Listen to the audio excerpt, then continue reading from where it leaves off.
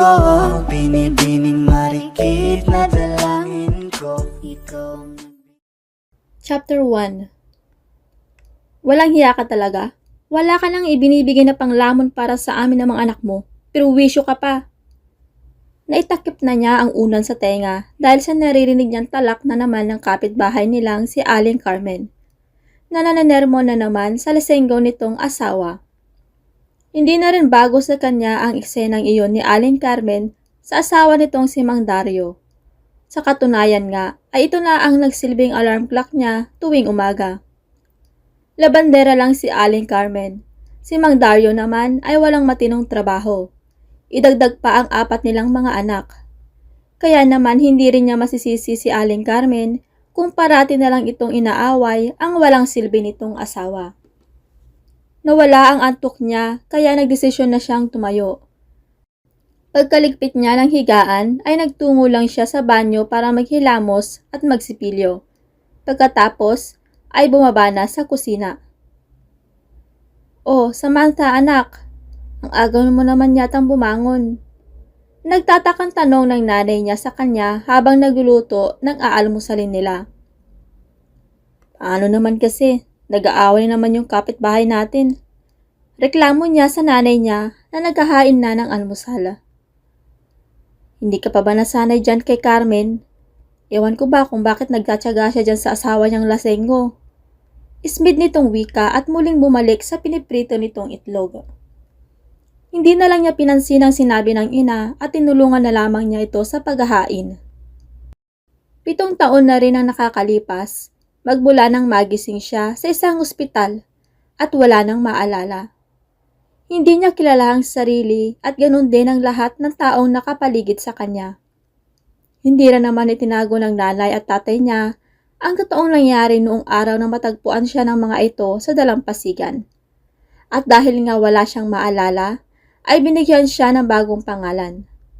Wala na siyang mahihiling pa sa kabaitan ng pamilyang kumupkop sa kanya. Itunuring siyang tunay na anak at binigyan ng pangalan ng mag-asawa. Dala-dala na rin niya ang apelyido ng pamilya. May isa pang anak ang mga ito, si Brandon. 10 taon pa lamang si Brandon nang matagpuan at kupkupin siya ng mag-asawa. Ipinadama ng mga ito sa kanya ang tunay na pagmamahal ng isang pamilya. Kaya naman, lubos na rin siya napamahal sa mga ito at tunay na pamilya na rin ang turing niya sa mga ito. Kahit wala siyang maalala sa nakaraan niya, ay kaya niyang gawin ang lahat para makatulong sa mga to.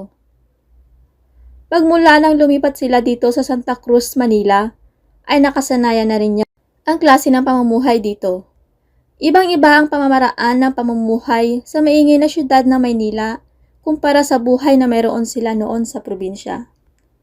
3 taon nang patay ang tatay Carding niya dahil sa isang insidente. Ang nanay Linda niya ay nagtitinda ng isda sa may palengke. Ang kapatid niyang si Brandon ay nasa kolehiyo na rin. Siya naman ay pinapasok ang kahit na anong trabaho at racket, makatulong lamang sa ina at lalo na sa pag-aaral ni Brandon. Kilala ang tatay niya sa lugar na ito, lalo na noong nabubuhay pa ito, dahil dito ay pinanganak at lumaki ang ama niya. Dating siga sa lugar na ito ang tatay niya, at ang kwento pa ng nanay niya ay nagbago lang ito nang magkakilala sila. Pagkatapos daw ikasal ang mga ito noon, ay sinubukan nila manirahan sa probinsya. At nang kasalukuyan nakatira ito sa probinsya, ay doon naman siya natagpuan ng mga ito. Pero dahil nga sa hirap ng buhay, at hindi pa rin sapat ang kinikita ng magulang niya sa pangingista, ay napilitan silang bumalik na mag-anak dito. At sa pagkakataong iyon, ay kasama na siya. "Anong oras ang pasok ni Brandon, Nay?" Tanong niya sa ina habang nagtitimpla ng 2 tasang kape. "Ay, maaga siyang umalis anak. Mayroon daw silang gagawing group project kaya naunang umalis sa'yo." "Hala, sige na, maupo ka na dito. Baka malate ka pa sa training class mo." Pag-aaya ng nanay niya habang nilalagyan ng kanin ang pinggan niya. "Salamat ho, Nay. Ito ho, kape niyo." Alok at sabay abot naman niya ng tinimplang kape para sa ina. "Salamat, nak." Sinsirang pasasalamat nito at humigop sa tinimpla niyang kape. Natanggap siyang isang trainer sa isang taekwondo class. Mag-iisang linggo na ang nakakalipas. Nag-apply siya kaagad bilang instructor pagkakuha niya ng second dan niya sa taekwondo. Nagsimula na siyang mag-aral ng taekwondo noong nabubuhay pa ang tatay niya. Sa katunayan, ay ito ang nagtulak sa kanya para mag-aral siya, para na rin maipagtanggol niya ang sarili niya. Parati kasing sinasabi ng tatay niya noon na hindi ito pwedeng palaging nasa tabi niya para maipagtanggol siya. Kaya naman, talagang binursige niya ang pag-aaral at pagsasanay, lalo na nang mawala ito. Ilang oras pala ang klase mo ngayon, nak? Tanong ng nanay niya na nagpabalik sa kanya sa realidad. 2 oras lang, Hunay. Bumalik na yung kasama kong instructor, kaya balik 2 hours na uli yung training class ko. At dahil balik na sa 2 oras ang klase niya, pwede na uli niyang habaan ang oras ng part-time job niya sa isang fast food chain. Tumutulong naman siya sa ina sa hapon sa pagtitinda ng isda, kapag maaga siyang nakakauwi o kaya naman ay kapag day off niya. Mamaya pala, Nay, hindi ako makakatulong sa iyo sa palengke. Nakipagpalit ng day off yung isang kasama ko sa trabaho kaya may pasok ako mamaya sa Isidan Resto. Tura nito sa ina. Nakakamay siyang sumusubo na sinangag na may kasamang itlog. Pagkatapos ay nagsasaw ng tuyo sa suka at muling isinubo.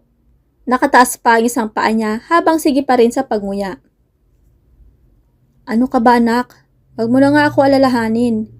Kayang-kaya ko naman sa palengke. Isa pa, ikaw nga ang dapat magpahinga dahil kabi-kabila ang trabaho mo. Sita na naman ang nanay niya. Dahil sa katunayan ay ayaw na siya nitong patulungin sa palengke. Siya lang itong mapilit. May edad na rin kasi ang nanay niya at naawa siya rito sa tuwing nakikita niya itong napapagod sa pagtitinda. Hindi rin lingid sa kaalaman niya na may iniinda na itong kung ano-anong sakit sa katawan. Pagkatapos nilang kumain ay pinakyat na siya ng ina para makapagbihis na at nang hindi na daw siya mahuli sa klase. Agad siyang naligo at nagbihis. Maong na pantalon na medyo maluwag ang napili niya para sa ipang ibaba. Napili naman niyang pang itaas ay sleeveless na puti na panloob at pinatungan niya ng maluwag na long sleeve na stripes na magkahalong kulay pula at itim. Pagkatuyo ng buhok niya ay tinali niya ito ng paikot at saka kinuha ang sombrerong nakasabit sa may likod ng pintuan ng kwarto niya at isinuot. Sinipat lang niya sandali ang sarili sa salamin. Kinuha na ang backpack niyang kinalalagyan ng uniform at saka agad rin na bumaba. Nay, aalis na ho ako. Wika niya sa ina pagkatapos niyang gawaran ito ng halik sa pisngi. Sige anak, mag-iingat ka ha? Kumain ka ng tanghalian bago ka magtrabaho sa Isidan Resto ha? Habilin pa ng nanay niya. Madalas kasi ay nalilipasan siya ng gutom dahil kapos siya sa oras at hinihintay na lang niya ang break time niya sa Isidan Resto para kumain ng tanghalian. Oh, Nay, sige ho, alis na ako. Bye-bye. Sagot niya sa ina at mabilis nang tinungo ang pinto palabas. Sammy, papasok ka na ba? Tara, ihatid na kita. Wika ni Kado, pagkakita nito sa kanya pagkalabas niya sa may skinita. Wag na. Hindi ko kailangan ng alalay. Pagsusungit niya ang sigaw dito. Kakamot-kamot naman pa ito ng ulo dahil sa pamamiloso po niya. Grabe ka naman. Hindi ko na nga nasisilayan ang ganda mo dahil lagi ka nakasuot ng sombrero. Tapos, parati mo pa akong sinusingitan. Maawa ka naman sa akin, Sammy. Pagrereklamo pa nito habang sinasabayan pa rin siya sa mabilis niyang paglalakad patungo sa paradahan ng mga tricycle. Gusto mo bang masipa ha, Kado? Ang aga-agay nang bibwisit ka. Bumalik ka nga doon sa mga kainuman mo. At huwag mong sirain ang araw ko. Siga at nagbabantayang sigaw dito. Halatang bangag na naman ang itsura nito. Alam niya na nakatira na naman si Kado ng ipinagbabawal na gamot. Dahil maaga pa lang ay umaalingasaw na ang mabahong amoy ng alak dito. At sigurado siya na kagabi pa nag-iinuman ng mga ito at wala pa ring tulog. Pero kahit ganoon, ay buhay na buhay pa rin ang galawan nito. Si Kado ay kilalang siga sa lugar nila. May grupo din ito at isa ang grupo nila sa nagbibigay ng sakit ng ulo sa lipunan. Parang wala itong narinig at lalo pang binilisan ang paglalakad para masabayan siya. Alam mo bang ikaw ang pinakamagandang babae dito, Sammy? Kung magiging girlfriend kita, may inggit silang lahat sa akin. Isa pa, lahat ng gusto mo, ibibigay ko. Wika nito na para na namang nauulol.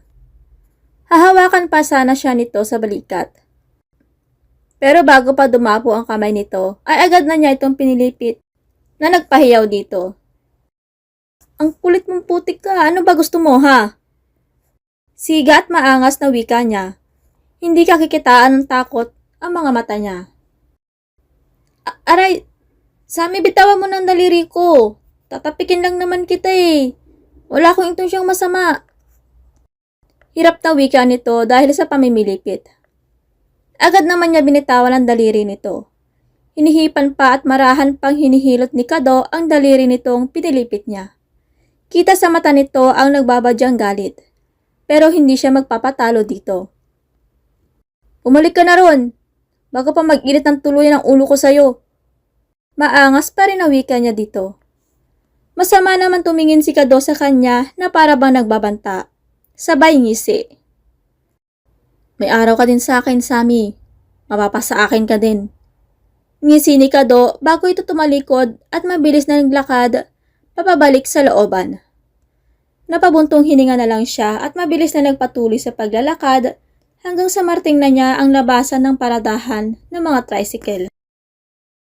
Ikaw ang binibining na ninanais ko, binibining marikit